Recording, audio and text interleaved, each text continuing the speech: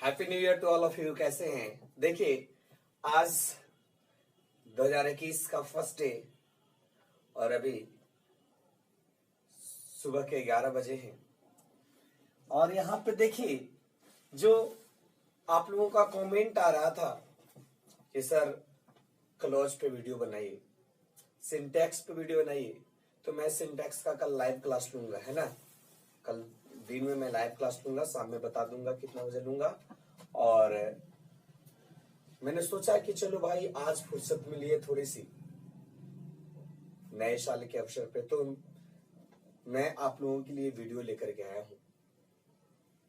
देखता हूं, समझाने का प्रयास करता हूं आप लोगों को।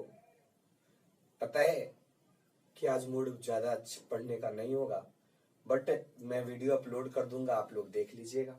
कभी भी देख सकते हैं आपके पास, लेकिन मेरे पास तो केवल अभी ही टाइम था, क्योंकि मैं देखा बहुत सारे लोगों का कॉल भी नहीं उठा पाता। तो शुरू करता हूं ये वीडियो, है ना। ए clause is a group of words, कहता है, which forms part of a sentence, contains subject and a finite verb. क्या है? तो कहा जा रहा है clause is a part of, कहता है क्लॉज जो है किसका ग्रुप है? शब्द का ग्रुप है। Which forms part of sentence, जो एक सेंटेंस के पार्ट का निर्माण करता है। कभी कभी तो सेंटेंस का ही निर्माण करता है। And contains subject and a finite verb. सबसे इंपॉर्टेंट चीज है कि उसमें एक क्या होना चाहिए? एक अपना सब्जेक्ट होना चाहिए और एक उसका क्या होना चाहिए? फाइनाइट वर्ब होना चाहिए। कहीं पे आप देखिएगा फाइनाइट वर्ब के जगह पर प्रेडिकेट लिखा होगा। तो प्रेडिकेट और फाइनाइट वर्ब क्या होता है? तो किसी भी सेंटेंस के करीब क्वेश्चन यदि आपसे आ जाए कि सेंटेंस के कितने पार्ट होते हैं, तो सेंटेंस के दो पार्ट होते हैं। एक होता है सब्जेक्ट और दूसरा होता है प्रेडिकेट, है ना। प्रेडिकेट में वर्ब का होना अनिवार्य है। वर्ब और उसके साथ अन्य वर्ड होते हैं, वो पूरा प्रेडिकेट कहलाता है। यानी प्रेडिकेट एक वर्ड का भी हो सकता है, एक से ज्यादा वर्ड का भी हो सकता है। मैं अभी समझाता हूं आपको। क्लॉज देखिए, क्लॉज कितने प्रकार के होंगे? तो दो प्रकार का, एक एससी और दूसरा जो है वो पीसी।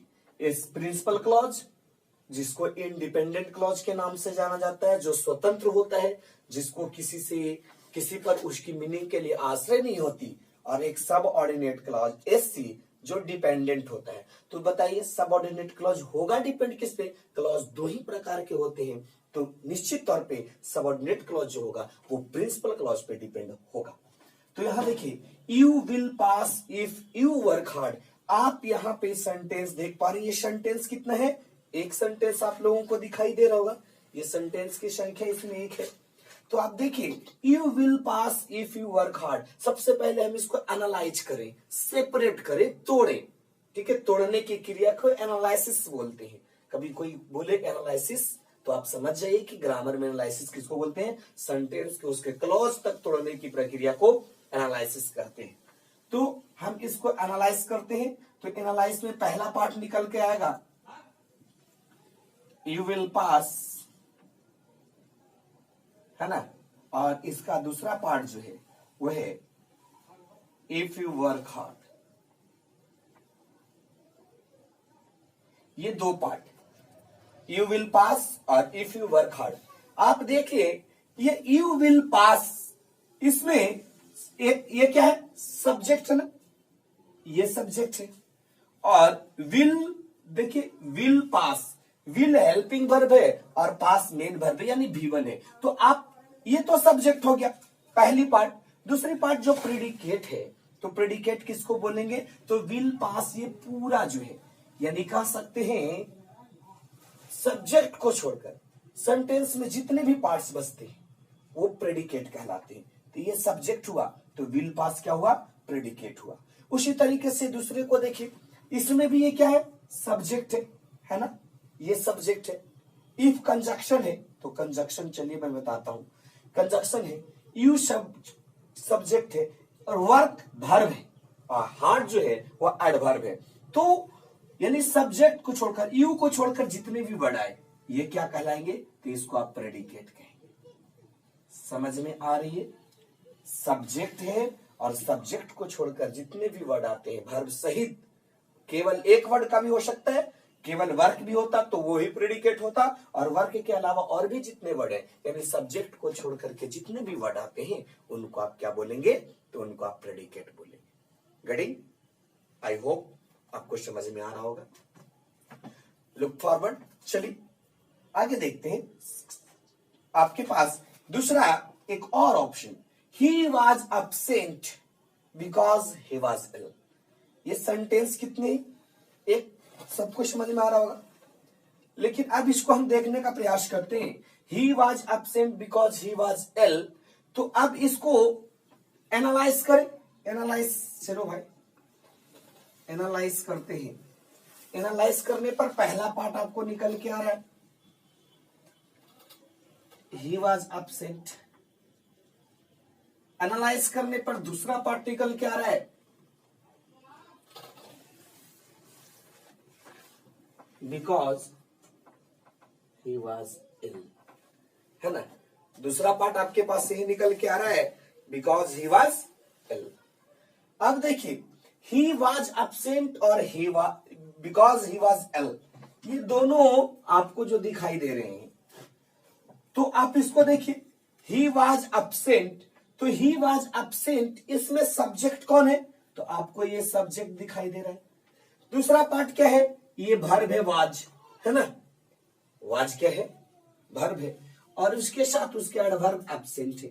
तो इस तरीके से ये सब्जेक्ट हुआ और ये पूरा पार्ट क्या कहलाया, प्रेडिकेट। याद रखिएगा। दूसरी बात करें, बिकॉज ही वॉज इल, है ना, ये ही, तो ही क्या हुआ, सब्जेक्ट, और वाज इल क्या हुआ, प्रेडिकेट। तो बोलो ये क्लॉज होगा कि नहीं, देख रहे ना क्या बोले, क्लॉज होने का सबसे कंडीशन, पहला कंडीशन क्या है कि उसका एक अपना सब्जेक्ट होना चाहिए, एक अपना उसका वर्ब होना चाहिए। बोलो यहां भी मैंने देखा तो यहां भी सब्जेक्ट था और उसका वर्ब था, तो ये क्लॉज होगा, ये भी क्लॉज है ना। ये यू सब्जेक्ट है, वर्क हार्ड प्रेडिकेट है, तो ये भी क्लॉज होगा, ठीक है। ही वॉज absent, ये भी एक क्लॉज है, और बिकॉज ही वॉज इल, ये भी एक क्लॉज है। तो आप समझ में आ रहा होगा कि क्लॉज की पहचान आप कैसे करेंगे। देखिए कुछ और एग्जांपल्स के माध्यम से मैं समझाना चाहूंगा। चलिए देखते हैं, tell me why you did this.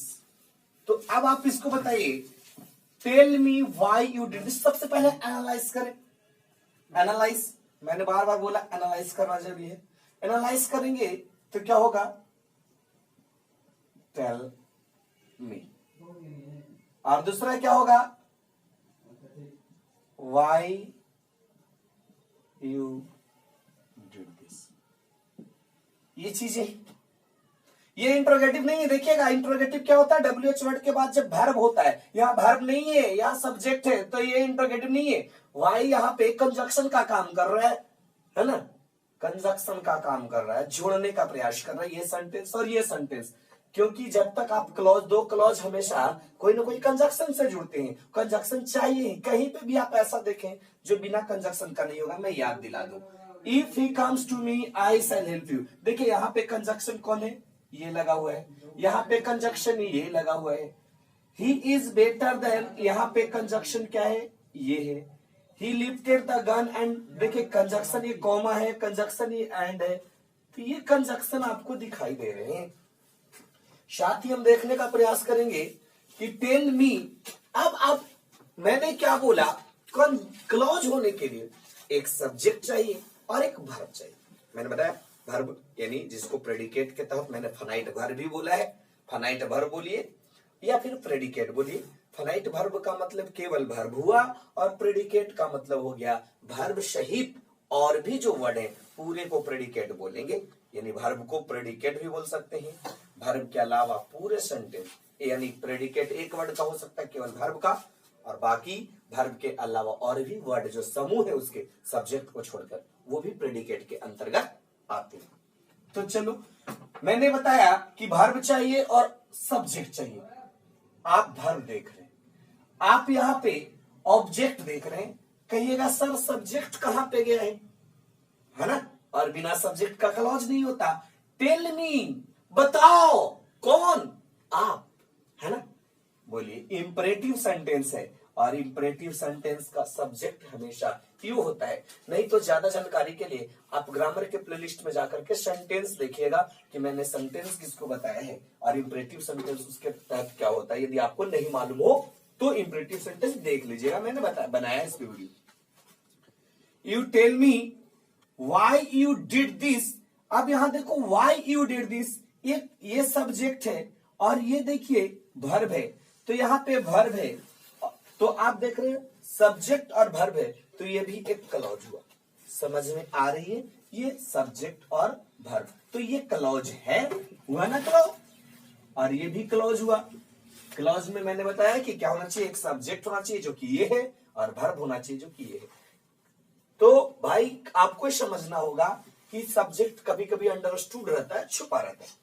आइए दूसरे सेंटेंस को मैं एनालिसिस करता हूं, एनालाइज करने का प्रयास कीजिए। If he comes to me I shall help him, तो क्या होगा, if he comes to me, पहला clause.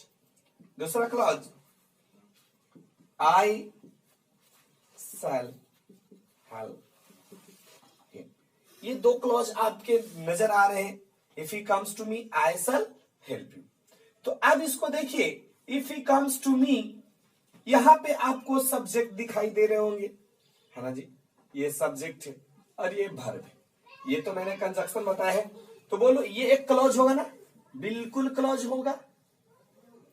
Are you getting? Okay. I shall help him, इसमें भी देखिए आई क्या होगा, subject, shall help, shall helping verb और हेल्प जो है वो मेन वर्ब, तो हेल्पिंग वर्ब और मेन वर्ब यानी वर्ब है ना। आ रहा समझ में? बिल्कुल बिल्कुल आपको आ रहा है, मुझे पता है। तो चलिए आई शैल हेल्प हिम, तो ये भी क्लॉज होंगे, है ना, अच्छी तरीके से आ रहा होगा आज। He is better than Ram, इस सेंटेंस को एनालाइज करने का प्रयास करें आप।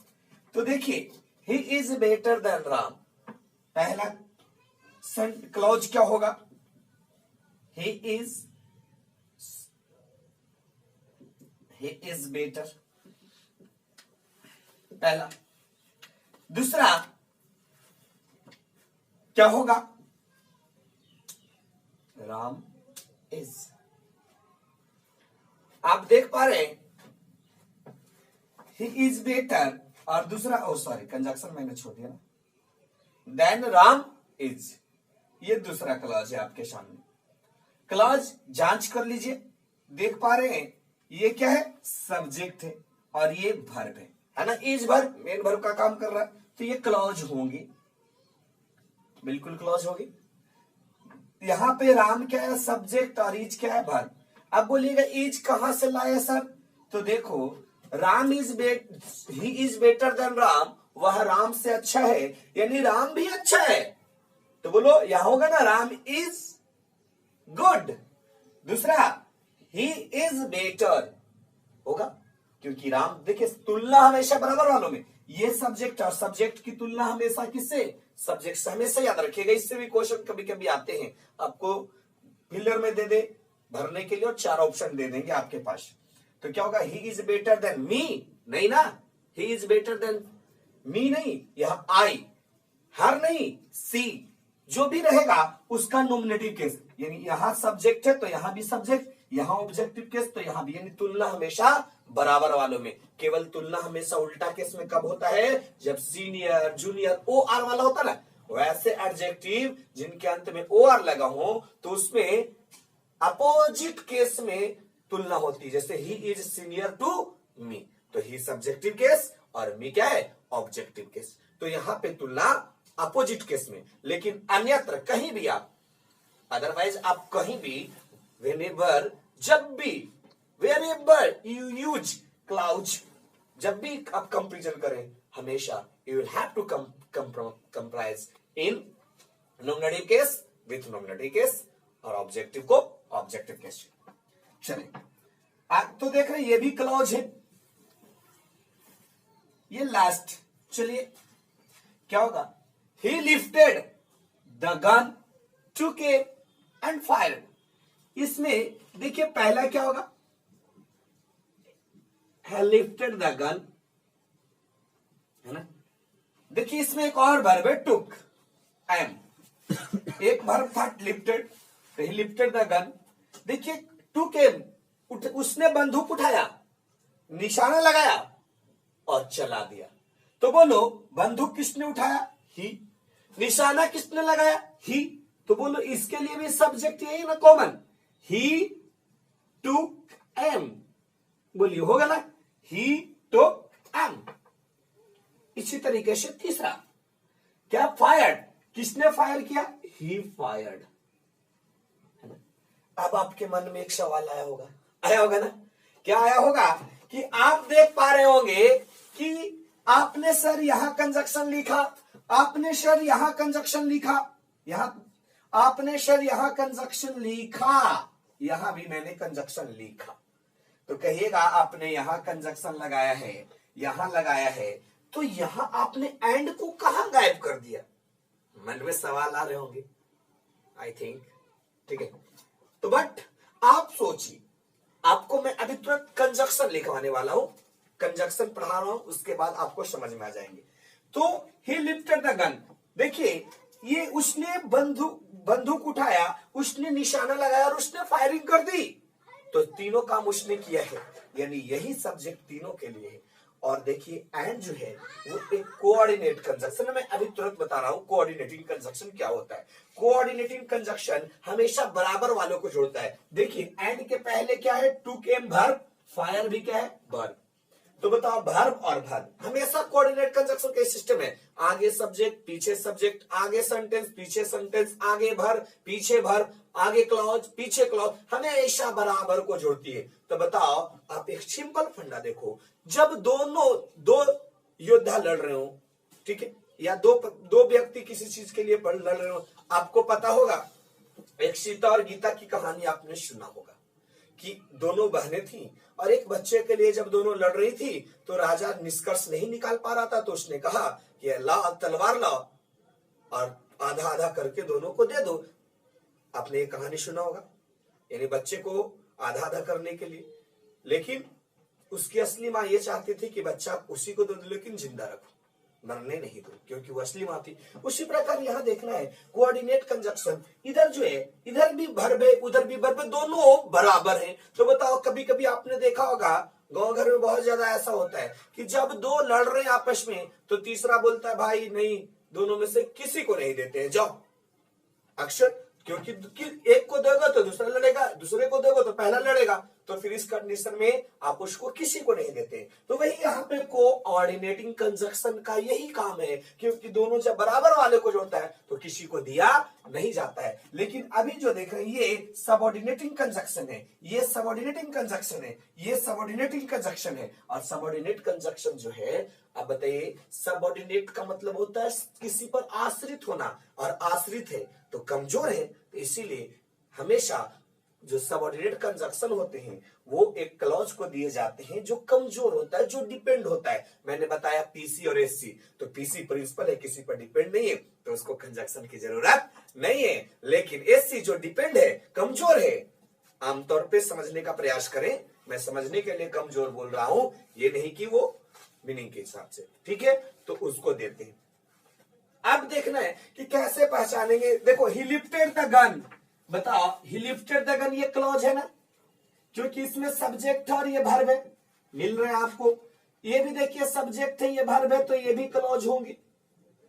इसमें भी सब्जेक्ट और वर्ब है, तो ये भी क्या होगा, क्लॉज होगा। आपको पता चल रहा है।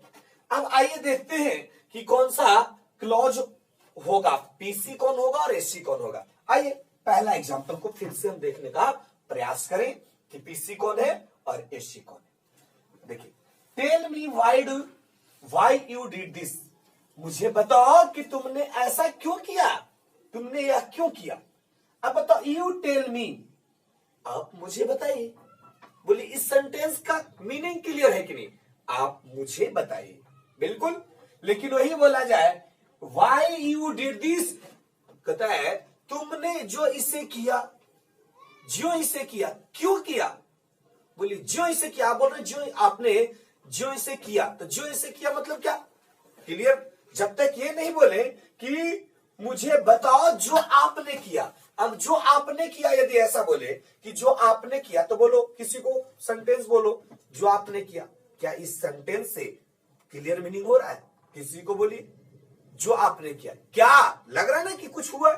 तो लेकिन ये सेंटेंस को जब इसके साथ जोड़ के किया जाता है, मुझे बताओ जो आपने किया, यानी वही बताओ जो आपने किया। तो यानी इसकी मीनिंग जो है, देख पा रहे हैं, बी वाली जो ऑप्शन है, क्लॉज सेकेंड है, इसकी जब मीनिंग है वो टोटली इस पे डिपेंड है। यदि यू टेल मी को हटा दिया जाए तो व्हाई यू डिड दिस, इसका क्लियर मीनिंग नहीं है। इसका अर्थ जो है वो टेल मी पर टिका है। तो टेल मी, बताओ कौन क्लॉज होगा? ये क्लॉज प्रिंसिपल होगा।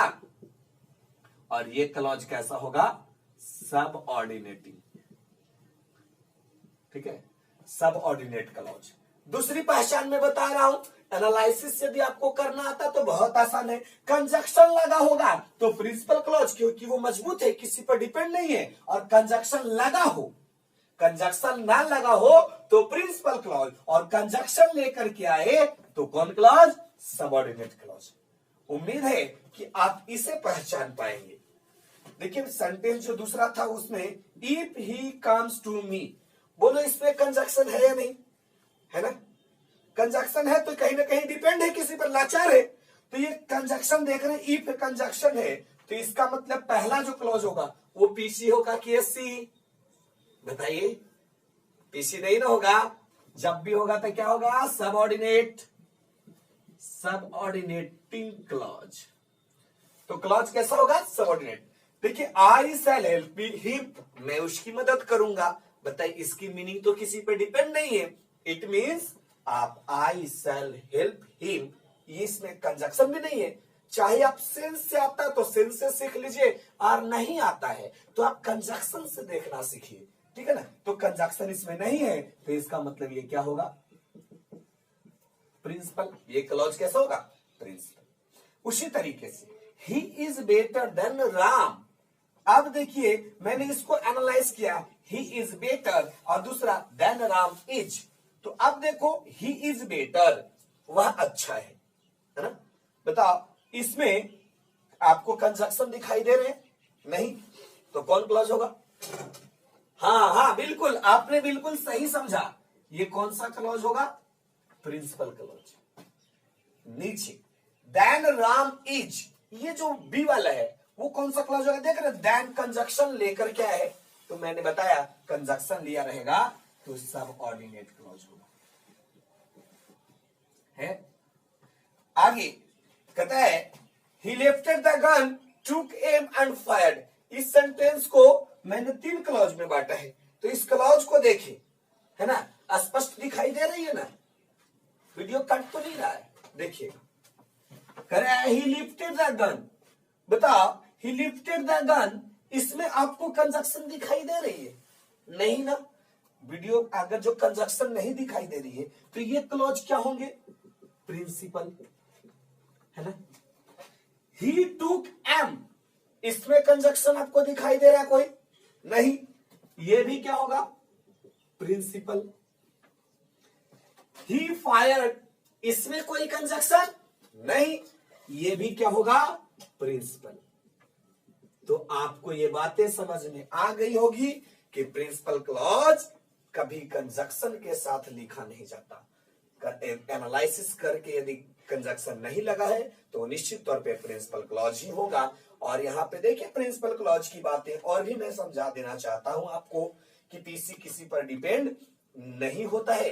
वीडियो को अंत तक जरूर देखिएगा, अभी छोड़िएगा मत, क्योंकि आपको लास्ट में मैं कंजक्शन बताने वाला हूं। आपके मन में ये सवाल आ रहे होंगे, मुझे पता है, हाँ हाँ, आपकी चेहरा से मुझे पता चल जाता है कि आप चाह रहे हैं कि भाई सबऑर्डिनेट क्लॉज और कोऑर्डिनेट क्लॉज जो आप बता रहे हैं तो इसमें कंजक्शन बार बार बोल रहे हैं, कंजक्शन लिखा जा रहा है। नीचे वाले में आपने कंजक्शन नहीं लिखा, किसी में नहीं, बाकी तीनों सेंटेंस में आपने जब एनालाइज किया तो सबऑर्डिनेट क्लॉज में कंजक्शन लगाया, तो आखिर इसमें कंजक्शन क्यों नहीं लिखा? अगर जो नहीं लिखा क्योंकि प्रिंसिपल क्लॉज है, तो कौन से क्लॉज में हम कंजक्शन लिखेंगे और कौन से क्लॉज में कंजक्शन नहीं लिखेंगे? और क्लॉज में मैंने बताया कि प्रिंसिपल क्लॉज में कंजक्शन लिखा नहीं जाता और सबऑर्डिनेट क्लॉज में कंजक्शन लिखा जाता है। तो सबसे पहले आपके मन में एक सवाल आ रहा होगा कि सर ये तो बताइए ना कि कौन से क्लॉज होते हैं जो लिखे जाते हैं और कौन से क्लॉज लिखे नहीं जाते हैं। आइए इसको देखते हैं बस आगे।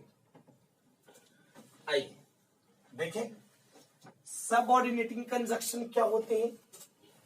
तो सबऑर्डिनेटिंग कंजक्शंस हमेशा सबऑर्डिनेट क्लॉज के साथ लिखे जाते हैं, यानी इस कंजक्शन से, सबऑर्डिनेटिंग कंजक्शन से बना हुआ क्लॉज क्या कहलाता है?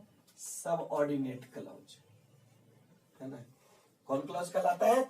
Subordinate clause. आप देखिए स्क्रीनशॉट ले लीजिए, नहीं तो वीडियो को पॉज करके आप पेज में, आप अपने कॉपी में, नोटबुक में जरूर लिख लें, है ना। ये चीजें आपको देखिए, ये इसको नहीं याद करना, लंबा चौड़ा देखने में लग रहा है उसको नहीं याद करना है, क्योंकि आप इतने सारे याद नहीं कर सकते। मैं बता रहा हूं कि आप क्या याद कर सकते हैं। हम लोग तो जानते हैं कि हम लोग हमेशा बच के भागने वाले हैं ना। कम वाला भाई, कम वाला हम लोग याद करते हैं, ज्यादा हो तो बहुत ज्यादा हो गया, we are unable to this, इतने सारे कैसे याद करेंगे, दिस टाइप्स ऑफ, ऐसा हम लोग अक्सर करते हैं। तो चलिए मैं आप पे प्रेशर नहीं देने वाला हूं। देखिए ये जो कंजक्शन में बस एक बार आपके सामने प्रस्तुत कर दिया, as, as if, as though, as much as far as, after, according as, sorry according to, as soon as, although, before, because, though, than, that, show that, so, since, provided that, place, if, how, till, until, unless, who, which, whom, whether, while, when, where, what, ये सब subordinate conjunction है। और जब भी इनसे आपको कोई sentence जुड़ा हुआ दे, कोई क्लॉज जुड़ा हुआ दे, तो वो क्लॉज निश्चित तौर पे सबऑर्डिनेट क्लॉज ही होंगे, है ना। यानी सबऑर्डिनेटिंग कंजक्शन से जुड़ा हुआ क्लॉज हमेशा सबऑर्डिनेट क्लॉज होता है। तो आपको याद देखिए ये करना है, मैं जो बोल रहा था ना, बस इतना थोड़ा सा है, बस आपके लिए कुछ नहीं है। मुझे पूर्ण विश्वास है कि आप याद कर लेंगे भाई, मुझे तो इतना आप लोगों पर विश्वास है ना, क्योंकि ग्लोरी फैमिली में इतनी कम दम नहीं है कि इतनी सी भी याद ना रखे, और आप एक पार्ट एंड पार्सल है हमारे ग्लोरी परिवार के। तो इसलिए मुझे पूर्ण विश्वास है कि जितना मैं आपसे कहता हूं आप जरूर करते होंगे, है ना। इसी उम्मीद के साथ तो मैं वीडियो बनाता हूं और इसी के साथ तो मैं आपके साथ जुड़ता हूं। एंड देखिए क्या है कोऑर्डिनेटिंग कंजक्शन, ये कंजक्शन लिख लें आप पहले, कंजंक्शन। तो कोऑर्डिनेट कंजक्शन से बनता है कौन? Principal clause. ये कौन सा क्लॉज बनाएगा? प्रिंसिपल क्लॉज को जोड़ेगा, यही ना मैं बता रहा था, principal clause. And but as well as except along with or nor, not only but also, now now, either or, neither nor. बीच में सेंटेंस लिखे जाएंगे, इधर सेंटेंस लिखा जाएगा, है ना, इसीलिए मैं यहां पे ब्लैंक छोड़ा हूं।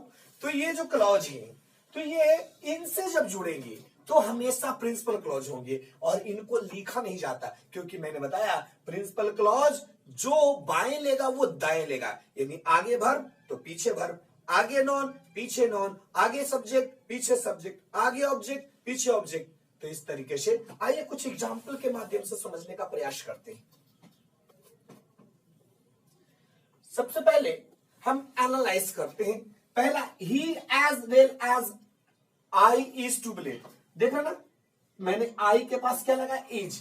सिंटैक्स से मैंने बताया है कि देखो he as well as I is to blame, कहता है he as well as I, मेरे साथ साथ उससे भी, कहता है उसे भी, ही इज टू ब्लेम, वह भी ब्लेम होने वाला है, वह भी बदनाम होने वाला है, मेरे साथ साथ वह भी बदनाम होने वाला है, यानी मैं तो बदनाम पहले से हूं, वो भी बदनाम होने वाला है। यानी हम इस सेंटेंस में फोकस किस पे कर रहे हैं? बदनाम होने वाला कौन है? बदनाम होना किनको है? तो बदनाम उसे होना है, यानी मेन सब्जेक्ट ही है। तो ही के साथ मैंने वर्ब लगाया इज, देख रहे मेन सब्जेक्ट इसका। लेकिन देखिए अब इसको हमको एनालाइज करना है, तोड़ना है, क्लॉज निकालने हैं इससे he as well as I is to blame, तो पहला इसका होगा, यानी he is to blame, he is to blame, पहला मैंने लिख दिया।